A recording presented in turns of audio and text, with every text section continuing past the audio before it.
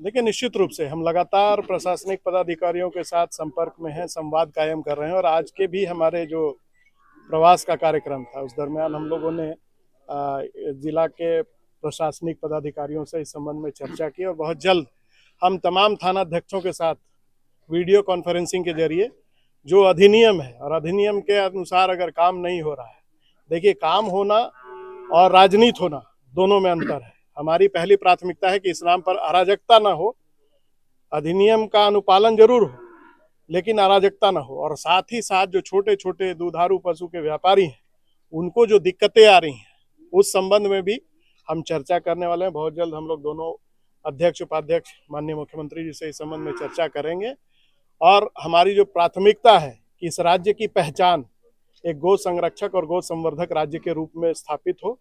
हमारी जो तमाम निबंधित गौशालाएं हैं वो आत्मनिर्भर बने, उस दिशा में हम कार्यरत हैं और हम लोगों ने इसको अमली जामा पहनाना शुरू कर दिया है। तकनीक का सहारा लेकर के आज वेबसाइट हम लोगों ने लॉन्च किया। आज जो सुगमता हम लोगों ने जो निबंधन के दिशा में जो जटिलताएं थी उसको दूर करने का प्रयास किया।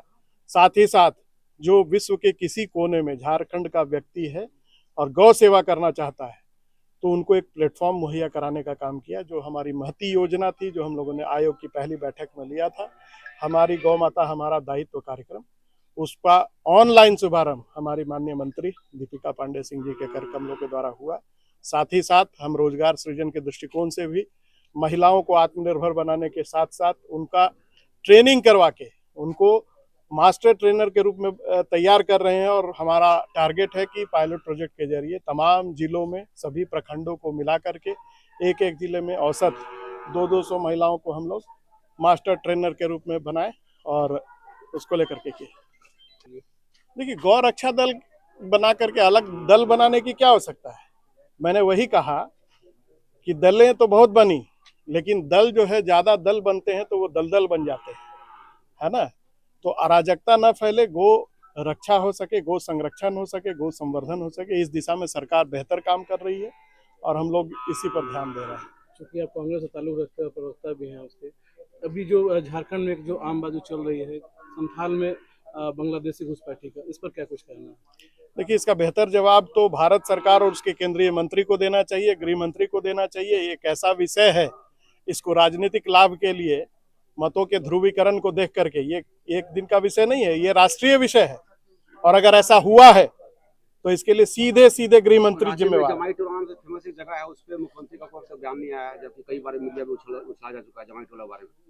किसका? जमाई टोला रांची में जगह है। कोई जगह नहीं है, मैं रांची में निवास करता हूँ, कहाँ जमाई टोला है? नहीं, कोई जमाई टोला नहीं है। ये इस प्रकार की बातों को चुनाव के दरमियान, जब चुनाव का मौसम आता है ना, तो ऐसे टोलों को सामने ला करके लोग वोट की राजनीति करते हैं। इस पर बात आना चाहिए, समाज की जो मूलभूत आवश्यकताएं हैं उस पर बात होनी चाहिए। जो पशु होते हैं वो दुधारू कम होते हैं और जिनकी दूध सूख जाती है वो पशु वहाँ ज़्यादा निवास करती है। ऐसे में गौशालाओं को सशक्त बनाने के लिए क्या कुछ कदम उठाया जाएगा आयोग की ओर से? धन्यवाद पत्रकार बंधु। गौशाला का जो आपने बोले कि भाई कि जो दुधारू नहीं होती है और दो दुधारू होती है, दुधारू नहीं होते उन्हीं का तो उसका काट करने के लिए हम लोग निकाले उनका गो और गोबर से अभी हम लोग ने 10 प्रखंड में जिला में 200 महिला का ट्रेनिंग दिला के उनको प्रमाण पत्र भी दिया माननीय मंत्री जी के माध्यम से। और जो गोबर दुधारू नहीं देती है, गोबर देती है, गोबर मूत्र देती है, उनके लिए गोबर मूत्र का मेडिसिन भी बनता है। और गोबर से हम लोग जो आर्टिफिशियल घर में सजाने का काम करते हैं वो आर्टिफिशियल सजाने का काम करेंगे।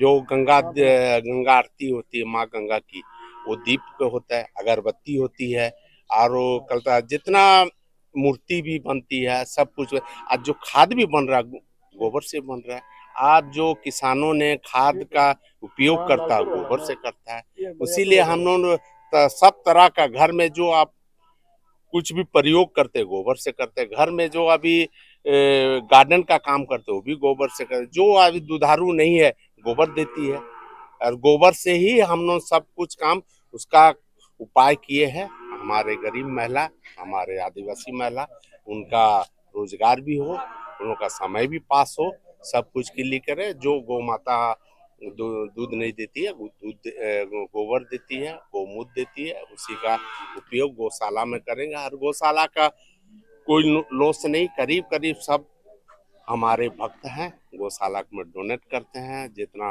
अनुदान होती है हमारे आयोग के तरफ से मिलती है, और जो भी हो सरकार का तरफ से हम लोग को होगा, हम लोग सपोर्ट करेंगे और उनको सहयोग करेंगे, हर तरह का करेंगे।